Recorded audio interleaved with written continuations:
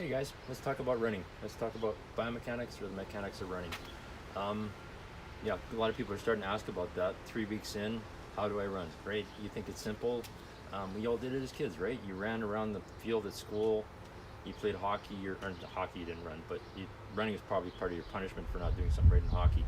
But yeah, running around. We all did it as kids. But I think somewhere down the line we forgot. We forgot how to run. Back then we didn't even think about running. I wish we had a physics teacher that actually told us how to run rather than just say go run. But yeah, there's a few things to think about. First thing is basically what's happening up here, what's happening in your head.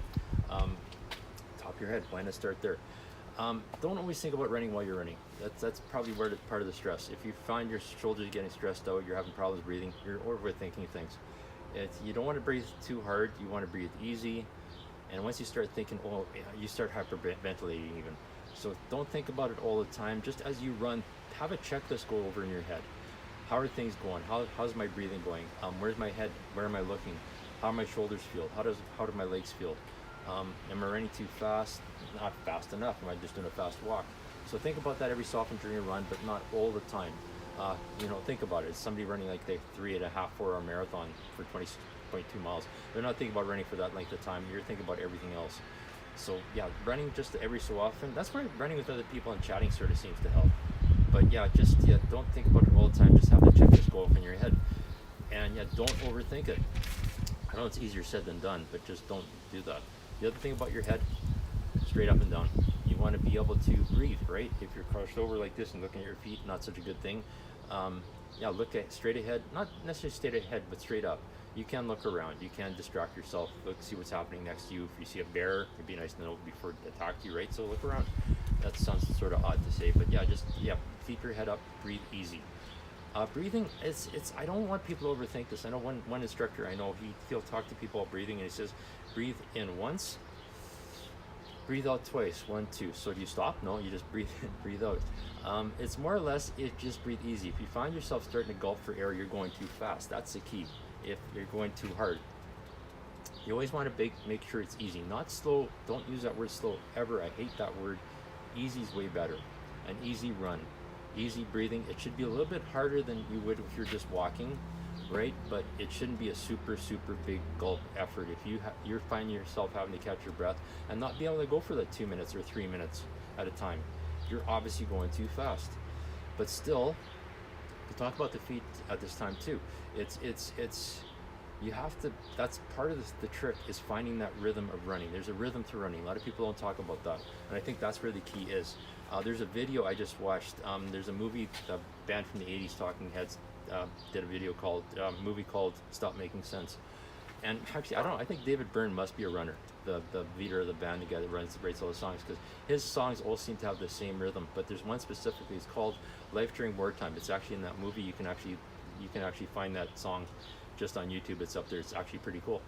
And he doesn't run through the entire thing. He does move a lot, but he eventually starts running around the stage, and at some point everybody in the band starts running in place. He's got perfect form, by the way.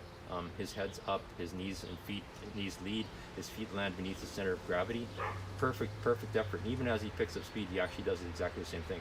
So watch that video. The other thing that clicked in too was the president of the New York Marathon, former president, his name's Fred Lebow. He passed away in 1994.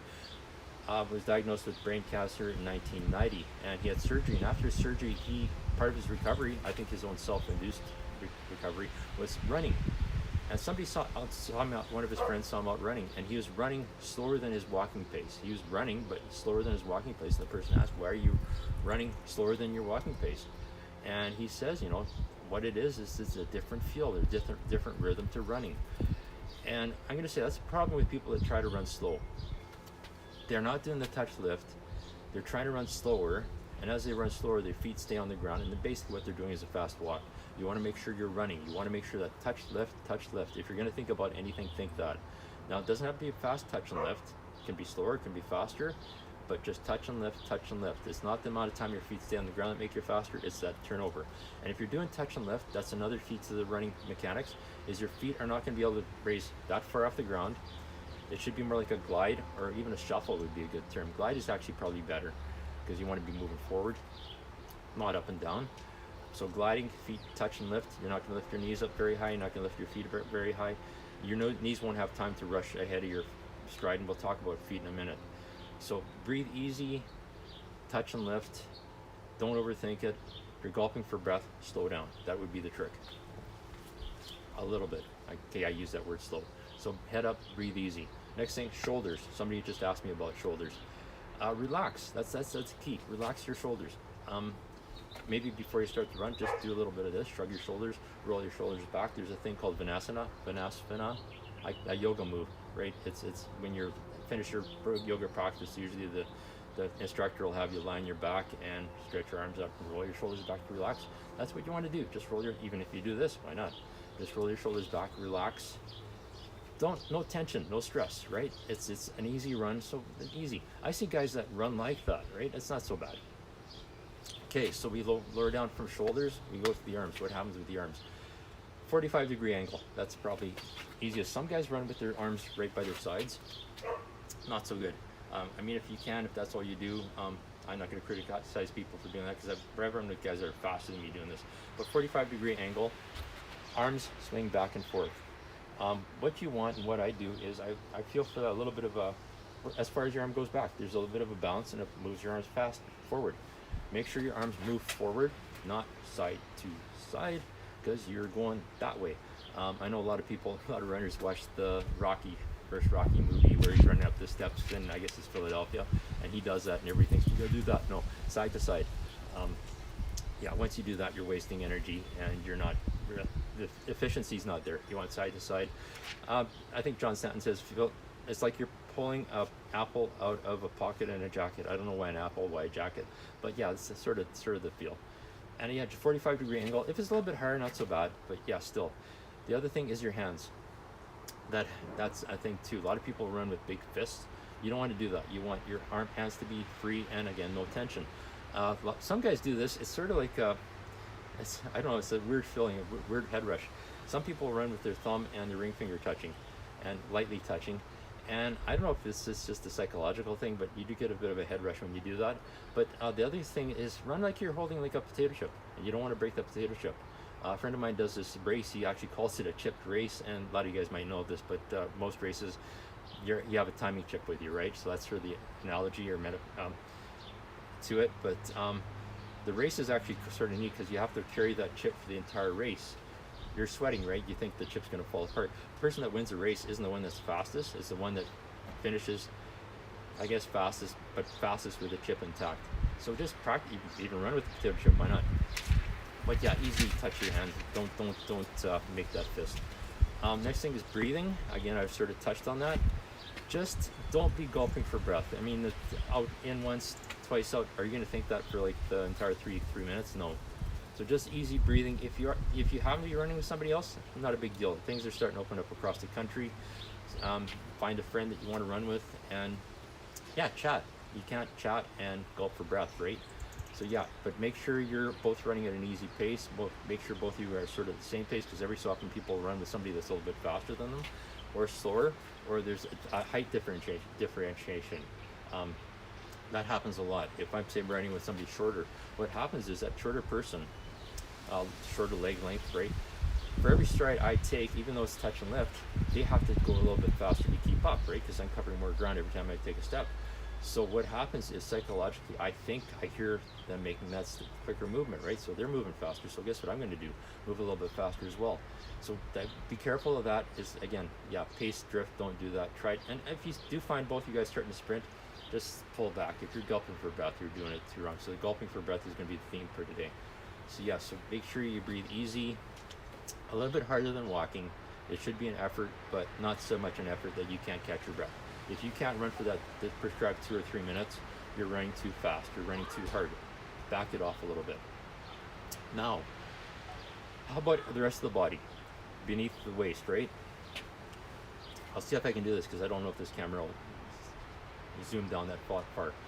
But everything loose, loosey-goosey, right?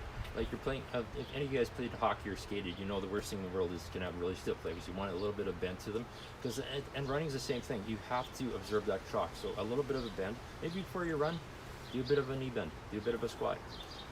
Again, that'll help, and just yeah, not stiff. You're not standing at attention. You're not marching in a march rate. You're running, so you want that little bit of a give, especially there. Then we'll talk about the feet. What do the feet do? Keep the feet beneath your center of gravity. That's really the main thing to think about in touch lift, and I'm going to say that over and over again. Touch and lift. If you're touching and lifting, your feet are not going to be raising very far up off the ground, but you want to lift a little bit, not much. Some people call it shuffle, some people call it glide, but touch and lift, you're good. Don't overthink the heel strike, the midfoot strike. That seems to be a really controversy right now. People say if you land on your heel, you're going to get injured. What it is, I'm going to actually lower this down just so you can see my feet. And there, you should be able to see my feet. Okay, you can see my knees. Again, you want to touch and lift, right? But you want your knees there. But what they're talking about when they talk about heel strike, I think I can move back faster. Heel strike is when people land with their heel in front of them. Yeah, you're overstriding, right? So obviously you're going to land on your heel. What that sends a shockwave up your leg, knees, hips, actually right to the top of your head. It'll even affect your teeth. So yeah, don't do that. I think I can't move back any further, but yeah, don't overstride. If you land with your heel underneath you, not such a big deal. Let's see, how do we do this? Yeah, well, that sort of helps. Anyhow, yeah, so don't worry about the heel strike. Just make sure your feet land underneath your center of gravity. Pretty simple, huh? Okay, does this go back up again? Yeah, it does. Cool. Anyway, yeah, I'm learning how to use a tripod. So yeah, so don't overstride, feet underneath you. If you land on your heel, I'm gonna say 50% of people do that anyhow. It's if you run behind people, you'll see that. You'll see people midfoot strike, you'll see heel strikers. Toe strikers, not so much. Toe striking, definitely don't do that. That'll cause injuries. And actually, you're gonna get injured anyway. Eventually that's gonna happen. We're doing a repetitive motion thing. We're doing hard surfaces.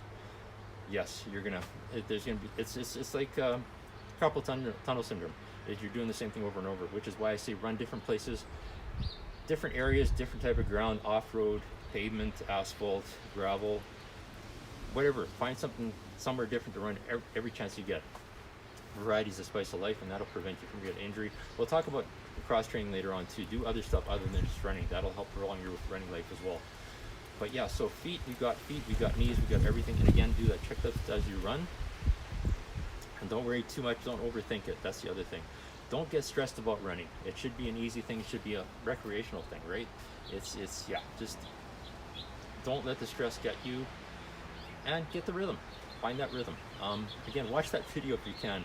It'll give you a hint of what you should be thinking about. And yeah, so that's it. Biomechanics.